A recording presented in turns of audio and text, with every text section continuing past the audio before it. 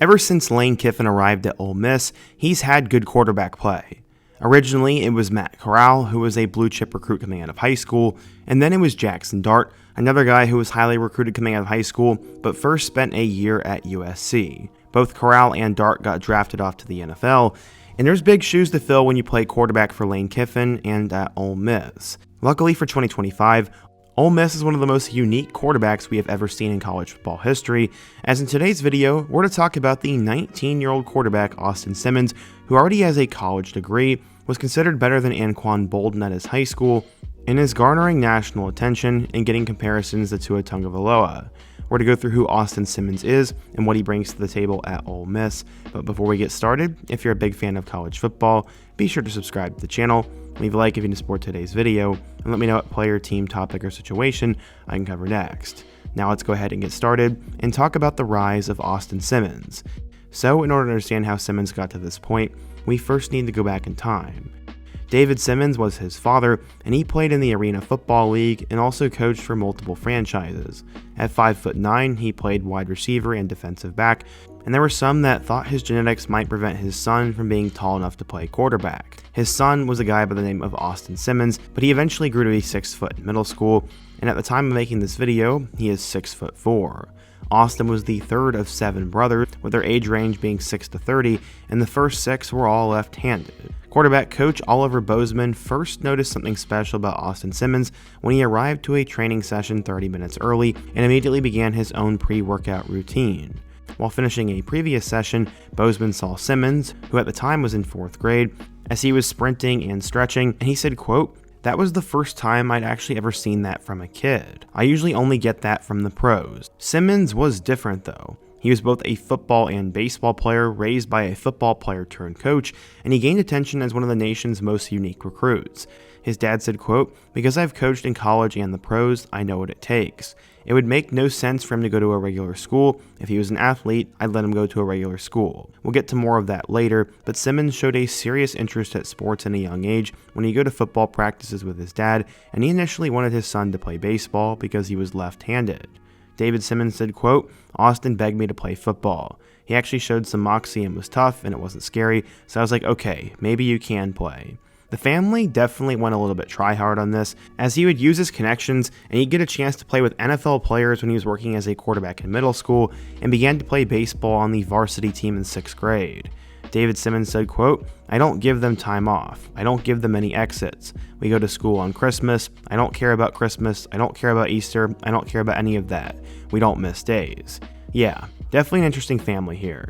Flashing forward to Pahokee High School in South Florida, Simmons had over 3,000 yards in 2022, and because he was homeschooled, he could train more often than other kids his age, and entering his 2nd year of high school, he ended up throwing to guys like Chris Olave and Jalen Waddle because they knew his quarterback trainer.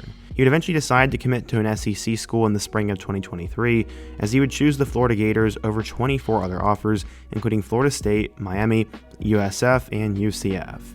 In 2023 on the field, he ended up breaking Anquan Boldin's high school record by passing for 3,242 yards and 24 touchdowns.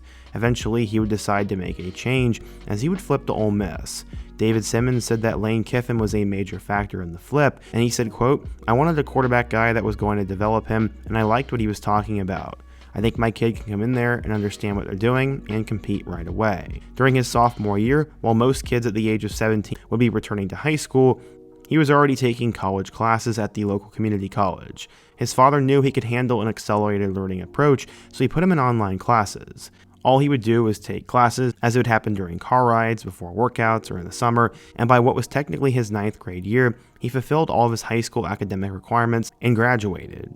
His dad said, quote, "I got rid of the babysitting part of it. That's all a lot of school is. It's a bunch of babysitting. They want them there at 7 o'clock until 3 o'clock so parents can drop them off and go work. My kid didn't need basket weaving, he didn't need wood shop, and I put him with what he needed for college." Following in the footsteps of players like Quinn Ewers and Sonny Styles, Simmons eventually decided to take it a step further, as he would reclassify 2 full years early. Instead of being in the 2025 class, he would now go to the 2023 class, while obviously going to Ole Miss. It was very unusual to make a 2-year jump, but all of this was possible because of homeschooling, and as I said, he completed all of his high school coursework during his freshman year and was taking college courses ever since. Why did he switch from Florida to Ole Miss? Well, he said, quote, "Well, it was just a verbal commit, and at the end of the day, really doing what was best for me, and I saw I could achieve more here at Ole Miss than at Florida." As I said, Simmons would be a junior in high school, but instead would be playing college football at Ole Miss. He also boosted a 5.34 grade point average, and he could earn his degree from Ole Miss by the time he was 19, which I think he ended up recently doing.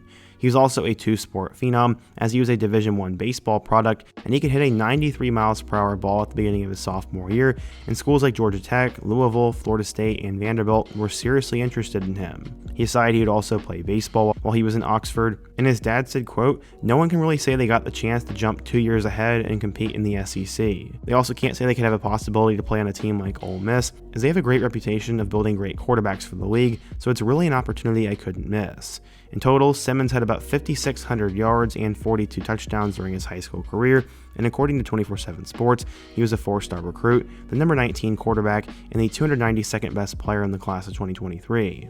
So how would Simmons do at Ole Miss? Well, let's take a look. So when Simmons arrived at Ole Miss back in 2023, Jackson Dart was still obviously going to be the quarterback for them, and they ended up having a couple of other names on the roster, with former 5-star LSU transfer Walker Howard and Oklahoma State player Spencer Sanders, who made a weird decision to go to Ole Miss even though he knew he would never start. David Simmons expected his son to be able to compete at the quarterback spot even though he was 16 years old, and I love the confidence, but that was never going to happen. He was playing both football and baseball as well for them, and in his first year with the Ole Miss Rebels, he would end up becoming the 3rd-string quarterback, but he would never get a chance to get on the field.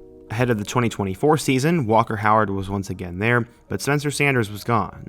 Jackson Dart was once again the starter, so Austin Simmons was now going to have to compete for the backup job, which he would end up winning. That's pretty impressive for a 17-year-old. Simmons would make his Ole Miss debut against Furman, as in that game, he'd go 7 of 16 for 111 yards and 1 touchdown. He'd then play a little bit against Middle Tennessee, Georgia Southern, and even Arkansas before he would have his big moment. Against number 3 Georgia, the Rebels desperately needed a big win here, but then Jackson Dart would get hurt.